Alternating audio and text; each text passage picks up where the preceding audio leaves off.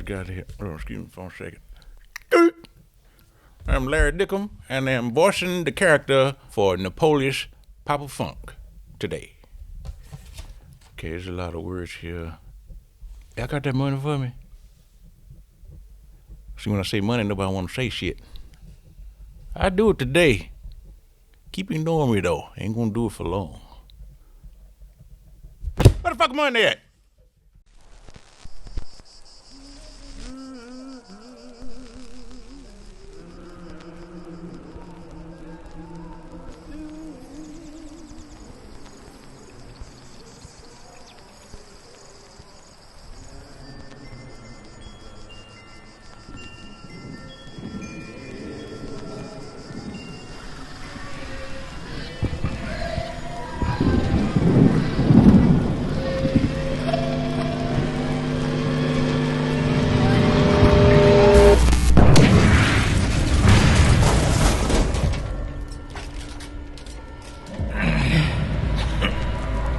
Fucking Boohags. Watch your mouth, boy.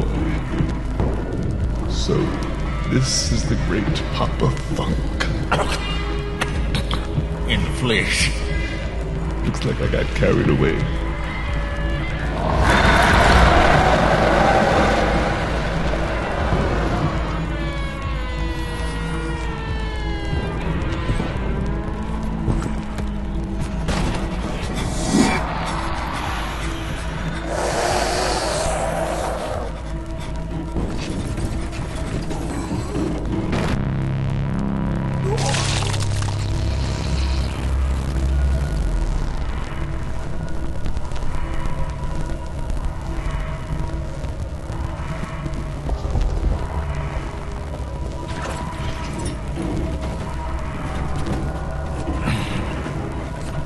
Chicken roll. Eat you, bitch? You'll be a sweet addition to my collection.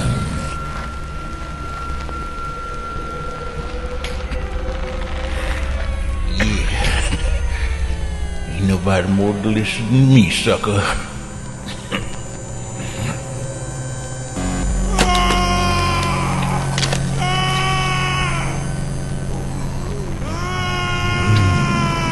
You're right. The handsome is going to savor this. Man, fuck him. Fuck you too.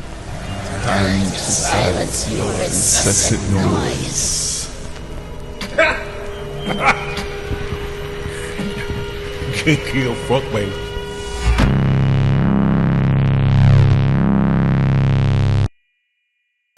Alright, y'all. Listen up.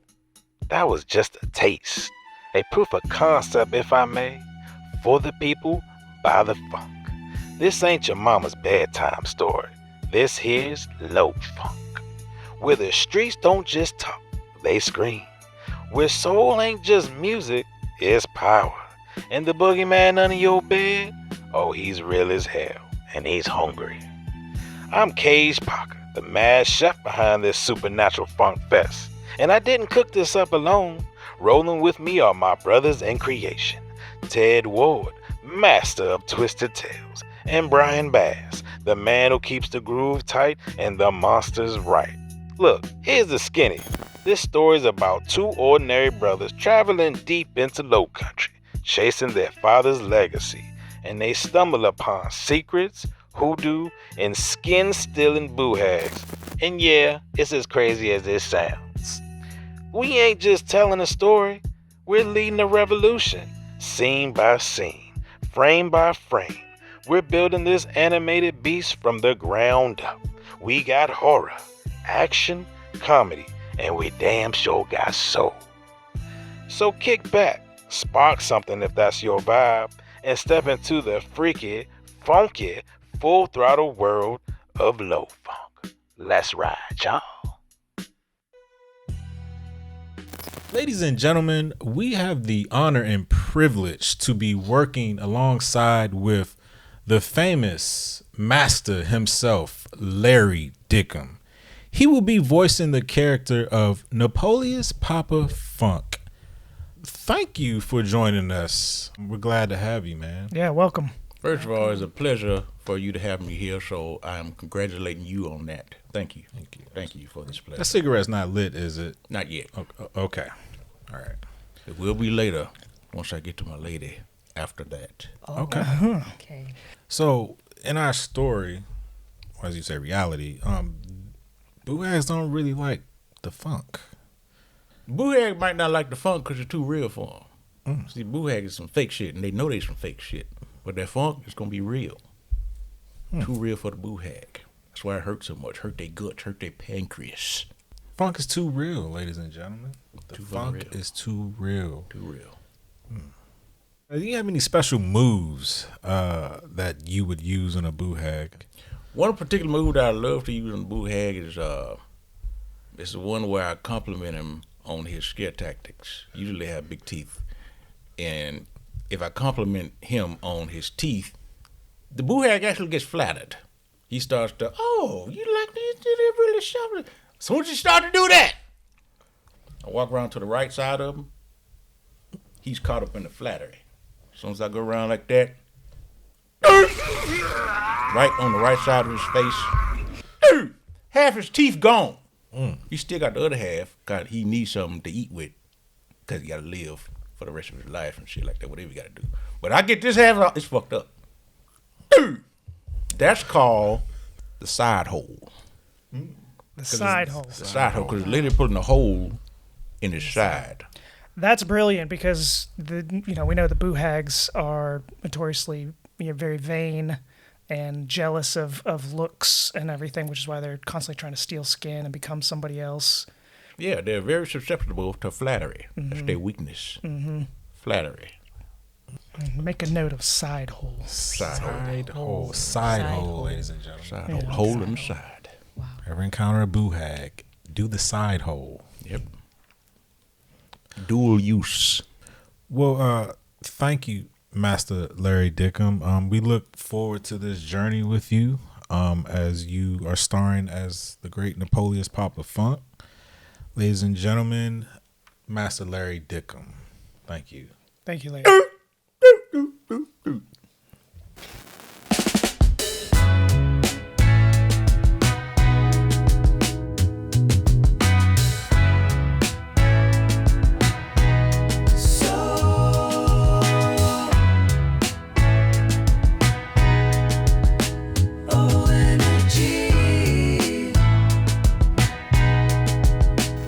Kage, tell us why we're here.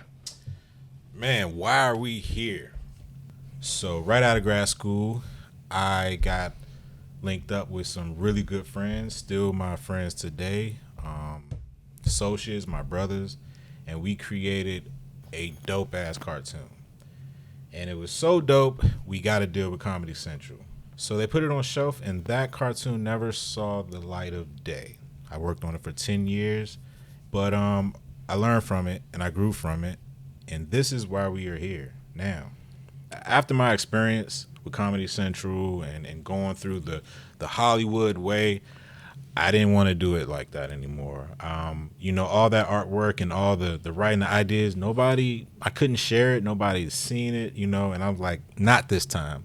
Let me make something that I could show the world off back and act as a proof of concept. This is a proof of concept. I want the world to see before the execs see it and put it on a shelf somewhere. I started on another idea. Originally, it was called Funkin' Sons.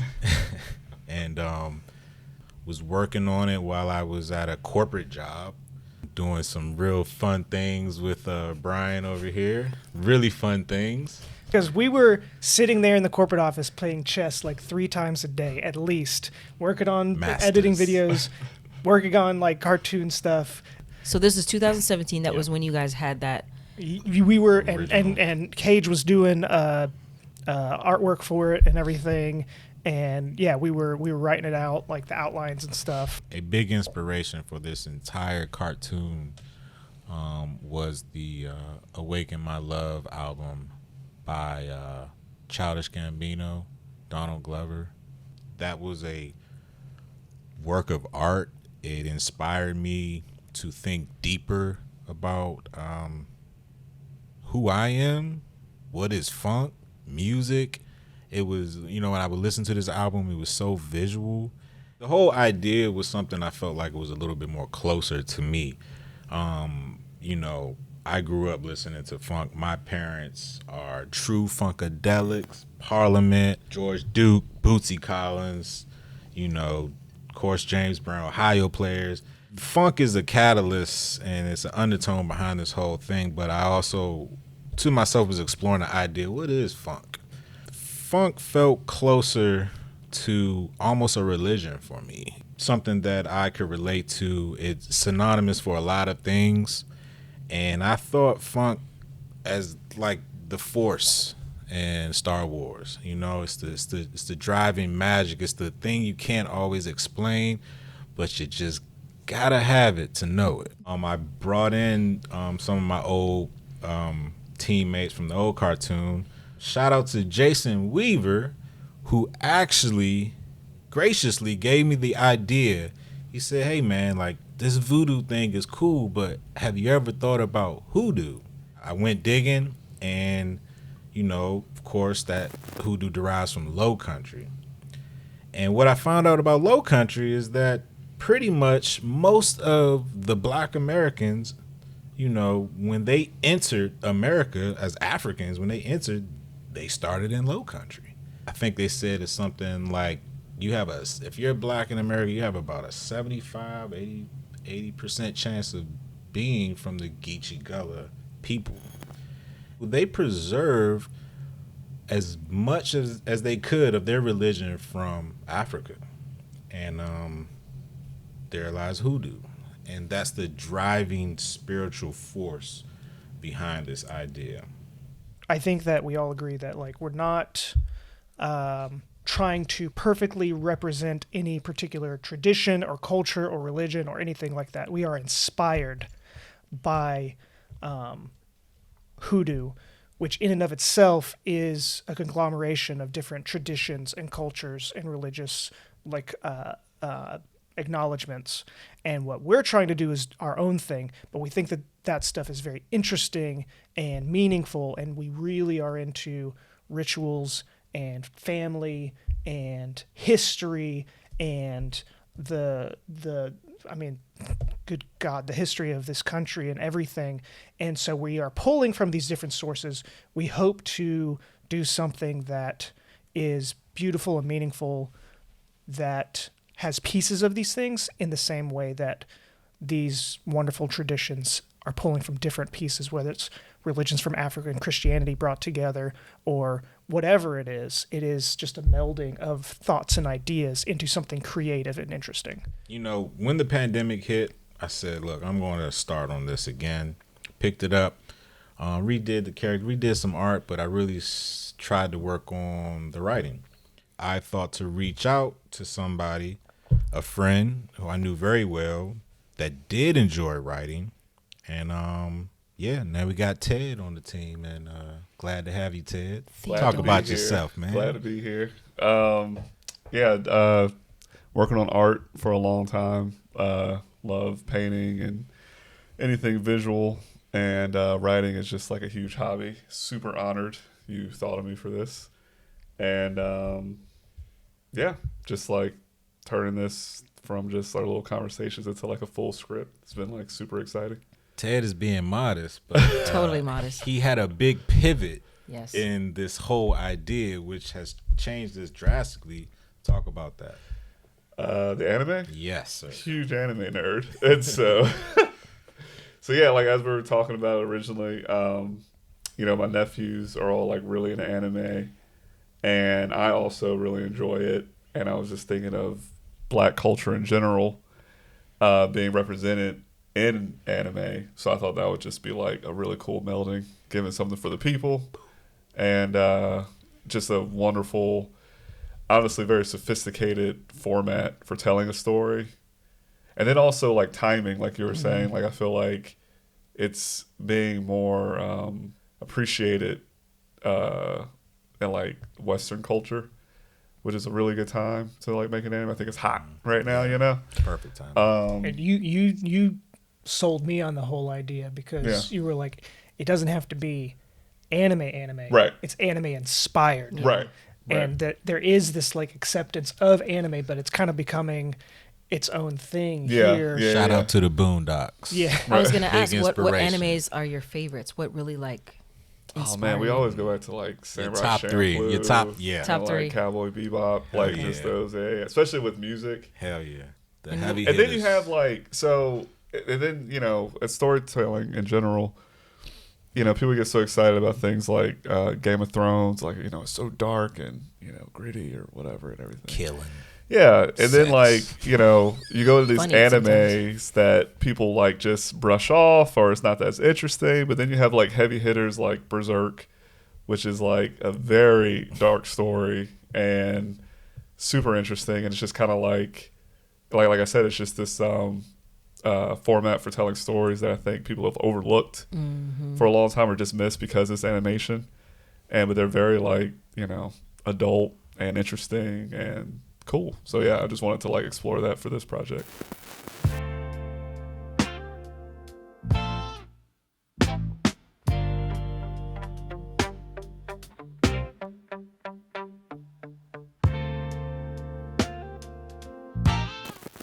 So years went by, about 2 years. Ted was writing drafts and drafts. I was of the bunkered down. pilot. I was bunkered down, and during the I pandemic, I had was to- in hiding. I had to get my corporate shovel out and dig Brian out of the rubble and bring him back in this project to help us get it to the finish line because we needed more manpower, we needed more brain power, and I started with Brian. And he was like the best backboard, and I'm like, man, let's bring Brian back in this, and let's take this home. Brian, tell us about yourself, man. I went to film school. I've been an artist and a video editor for forever. I started running sound for bands when I was 11 years old. Been super into music. I will say that, in my opinion, everybody loves music. But for me, I like obscure music. Like I love, finding new bands and artists and stuff, and just branching out all over the place. So anything involved with music, I'm like really interested in. And I love funk music. I love story writing, storytelling. I love story structure. Y'all know me. I'm the one that's like really into like, all right, let's break this down into like Threshold beats. Guardian. Yeah, I'm the threshold guardian. Like, all right, is this like meeting Making the sense. beats? Yeah. Yeah. And so I Whoa, agree. Yeah. You brought in the story circle Yeah. hard on the script. Yeah. And Yeah. that like caused us to do a major rewrite. Tell us about the story circle. Well, yeah, I try to apply it to the pilot episode, which we're going to be reading now, but also to just the arc of like the story in general. And it's something I'm very passionate about. There's lots of ways to approach it, lots of theories, and you can break the rules, bend the rules, whatever. I'm very appreciative to people like y'all who can like come up with this stuff. I'm an editor at heart, so I like taking that raw material and like figuring out, okay, like if we want to accomplish this, like it has to go through this process, and we need to come back on the other side this way. So characters need to have growth. I am a big fan of even the villains like having some type of story arc that's interesting, not just flat characters. So Let's do that quick elevator pitch. Like you met someone, you say what this is about. Let's What read is the low the funk? new log line. I'm the guy on the elevator. oh yeah, we're ding. We're like walking in. Elevator. Hold Yeah, on, yeah, hold on. yeah. Let me- No, let me yeah. Bring it up. I got it. Ted I got it. and I are like, we're having lunch. We're going- Wait, yeah, what do you want to go to yeah. lunch What do today? you- Oh yeah. Yeah, we got $1 million. I see your phone. I don't know what What's to do that? with this. What do you? What are we gonna do? $1 million. Yeah, Is nice. What are we gonna do with this We money? don't have any projects to work on. Yeah, And you're in the elevator scrolling to I've get been to the checking this AI. to the Wait, art I don't to know what show the man with Wait. $1 million the art, and Who's his this guy? Yeah, elevator stopped already. yeah. What floor, sir? Okay, sir. Uh-huh. James Brown What? meets Blade Whoa. anime. Shit! Take my money. New log line. When two painfully average brothers seek out an inheritance from their dead father, a legendary funk musician, they uncover his murder, hidden legacy as a demon slayer, and meet their lethal half-sister, the father's apprentice, who they never knew existed. Deep in Lowcountry with roots in hoodoo and spiritual lore, the reluctant trio must team up to battle evil Boohags that have a taste for skin and soul. Now let's talk about Boohags. Right.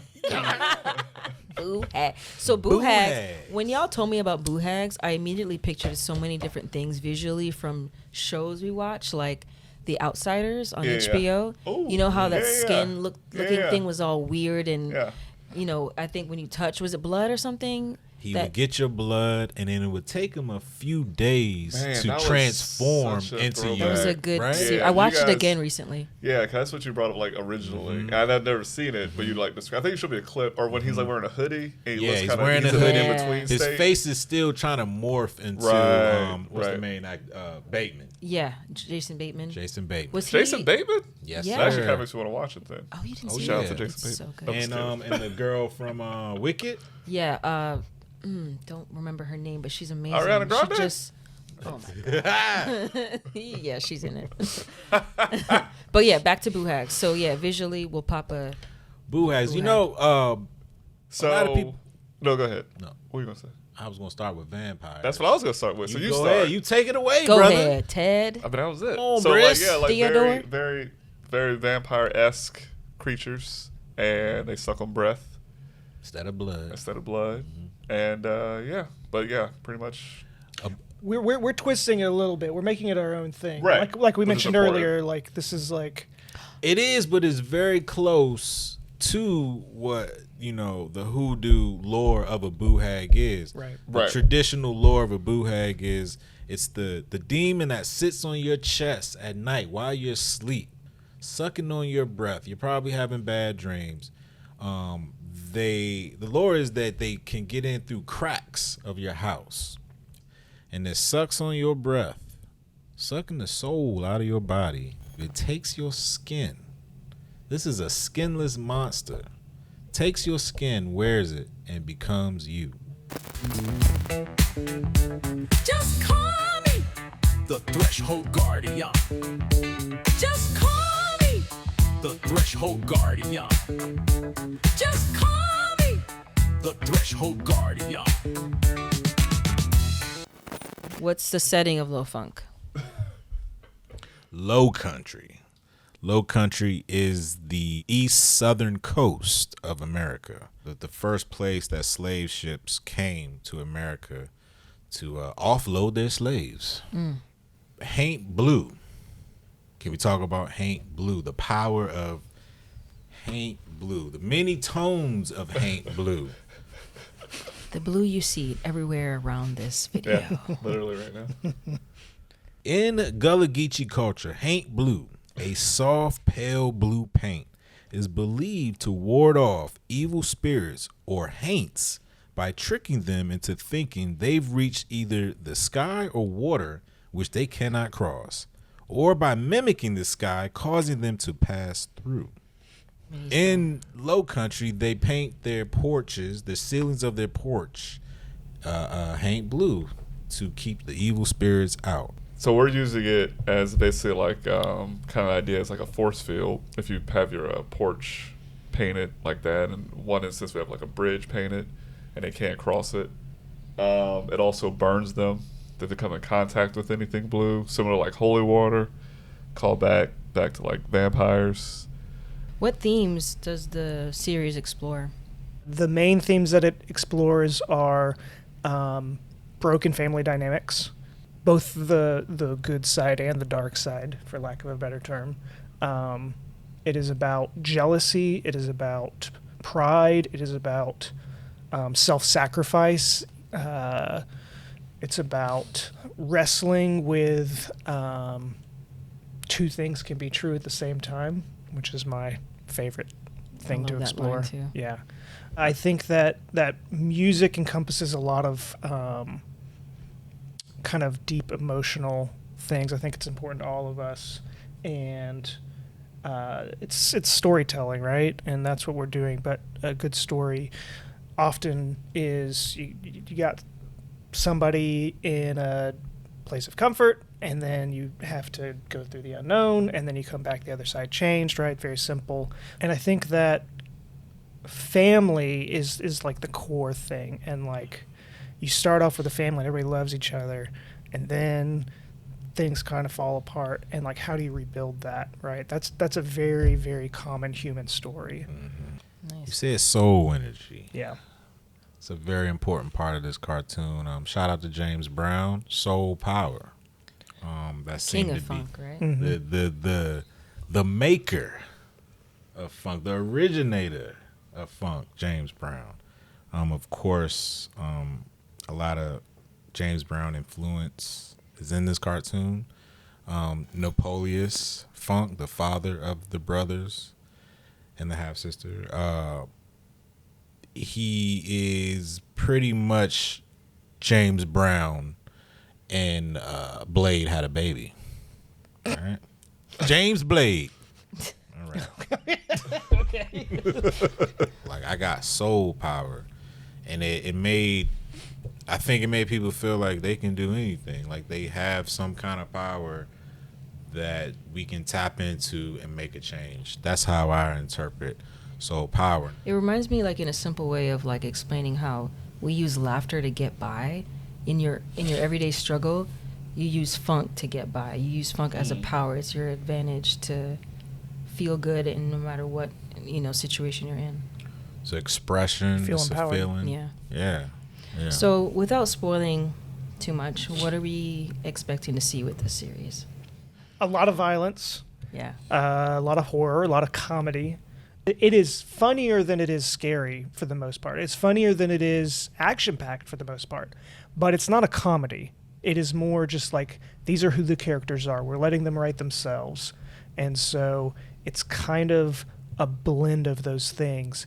But the intent of this is not to be a joke. Nope. Yeah. Not at all. Glad that was explained. That's good. And that kind of goes back to someone else on your list. Is he referring to the great Jordan Peele? That is correct. All yeah. right. Big Jordan Peele. inspiration then. Yeah. Oh, yeah. Big inspiration. I love Like, his work. Yeah. So like, Get Out. Get Out. And then like just the beginning is like such a relatable moment where the guy's just walking in this dark neighborhood, car pulls up, by him, and he's just like, nope. Like, it's like that's so funny, but it's also very like just Scary. relatable, It's and like natural, and so yeah, Yeah. trying to like tap into that. So what's the game plan? What are we doing with this? We're pitching. Who do we want to know, about all of this? Anybody and everybody. I am open to working with anybody that loves this or likes this. I want the love.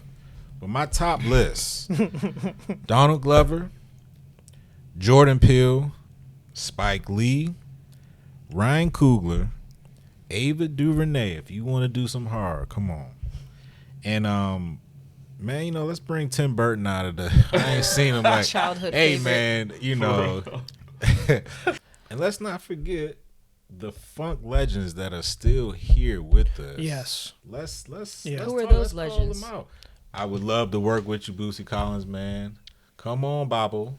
Like George Clinton. Man, brother, please, man. Seriously. Hey, man, my parents love you, man. Yeah. I'm a PG County, DC native, and we are down with the Parliament Funkadelic, baby. There like, you go. come on, In man. any Bless way, us shape, with a or track. Anything. Just Your pray. voice- Just pray for us. Hey, pray for us, man. Come on with it. And we have to mention that CeeLo has been to our studio before, and true. he would be a CeeLo, great. man, I told you about this idea, man. Please, man, come on back, man. Lend us your voice, anything, your music. And like Brian said, just pray for us, man. Share Come the on, story. Share, baby. Come on. So if you love animation and want to see LowFunk become a reality, stay tuned. Follow us on social media, LowFunkSeries on our Instagram and our YouTube page. Can we get a low funk on 3? Yeah, we're gonna together on All 3. right, on 3. 3, 2, 1. Low funk. That's it right there, baby. All right. That's